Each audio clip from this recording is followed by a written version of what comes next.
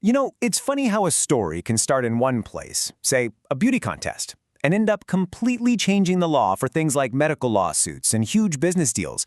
It all comes down to this one really fascinating question. So let me ask you this. What if someone messes up and costs you your shot at something big? I'm not talking about the prize itself, just the chance to win it. Can you actually sue for that? Can you put a price tag on a maybe? All right, to get to the bottom of this, we've got to travel back in time. Picture it, London, 1908. The streets are lit by gas lamps, there's a real buzz in the air, and an announcement is about to be made that could literally change someone's life. So, let's meet our main character. Her name is Pauline Chaplin, and she's an aspiring actress with big dreams. She hears about this massive contest being run by a big-shot theater manager, a guy named Seymour Hicks. And the prize? Oh, it was the real deal. A top-tier acting contract that could make your career overnight. And listen, this was no small-time local gig. We're talking about 6,000 women throwing their hats in the ring. I mean, the odds of even getting noticed were just astronomical right from the get-go. But Pauline, she clearly had something special. She managed to stand out from that massive crowd and made it all the way to the regional finals. Just think about that, from 6,000 down to 300. Wow. Suddenly, that dream is starting to feel a whole lot more real.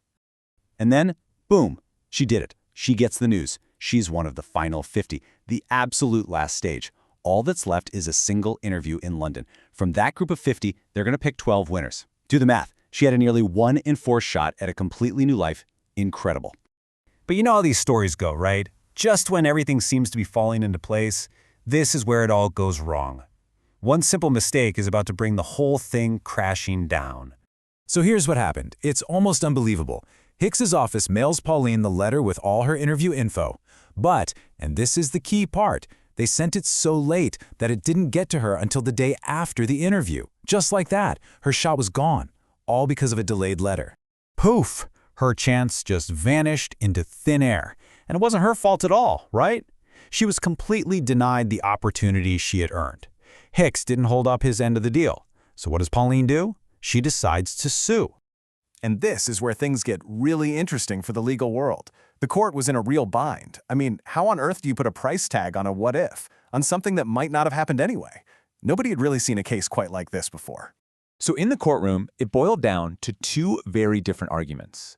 On one side, you have Pauline's lawyer saying, look, Hicks broke the contract. He promised her a fair shot, and he took that away. That shot itself has real value. But on the other side, Hicks's team is basically saying, come on, how can you know she would have won? It's impossible. It's pure guesswork. You can't award money based on a fantasy. Okay, so take a second. Imagine you're the judge. What do you do here? Do you go with Hicks and say, sorry, it's just too speculative, we can't award anything? Or do you side with Pauline and agree that losing the opportunity is the real damage here, and it deserves to be paid for? Tough call, right? Well, the court did make a decision. And it wasn't just any decision. This was a landmark verdict that would literally change the law, creating a whole new way of looking at what it means to lose something. The thinking behind the verdict was just brilliant. The judge, Lord Justice Vaughan Williams, basically said, hey, just because it's hard to put an exact number on the damages doesn't give the person who broke the contract a free pass. In other words, you don't get away with it just because the math is tricky. The wrongdoing is still there. So, with that reasoning, the court awarded Pauline Chaplin £100. Now that might not sound like a ton of money today, but back then, it was a pretty significant sum. And, it's important to note, it wasn't the value of the acting contract, it was the value the court placed on her lost chance to win it. And just like that, this case gave birth to a legal idea we now call the loss of a chance doctrine.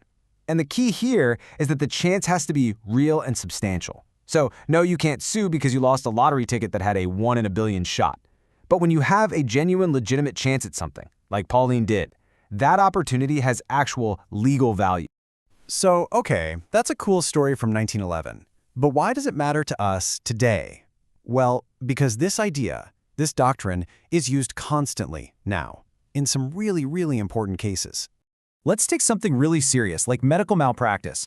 Imagine a doctor misses an early cancer diagnosis. Maybe the patient's chance of survival drops from, say, 40% down to 20%. That patient can actually sue for that lost 20% chance of survival. Or think about a lawyer who completely whiffs on a deadline and their client loses their shot to win a lawsuit. It's the exact same principle from that old beauty contest. A real, substantial opportunity was taken away, and that has value. So, at the end of the day, here's the big takeaway. Thanks to this case, the law is smart enough to understand that an opportunity is a thing of value all on its own.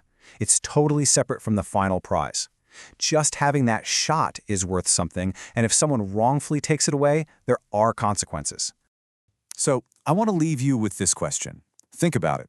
We all chase opportunities, right? That chance at a promotion, the shot at a cool new project, maybe just a path to something better.